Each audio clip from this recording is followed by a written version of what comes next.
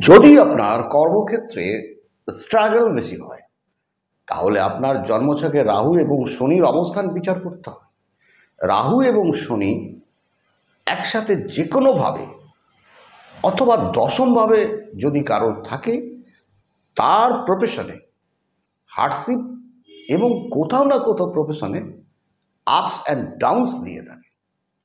শনি কর্মকারক গ্রহ। রাহু এবং শনির এনার্জি সম্পূর্ণ পৃথকভাবে কাজ করে থাকে। শনি খুব স্লো মুভিং প্ল্যানেট। শনি ন্যায়কারক গ্রহ আর রাহু অ্যাগ্রেশন। রাহুর কাজ এখনই চায়। রাহু আমাদের থট প্রসেসকে প্রভাবিত করে।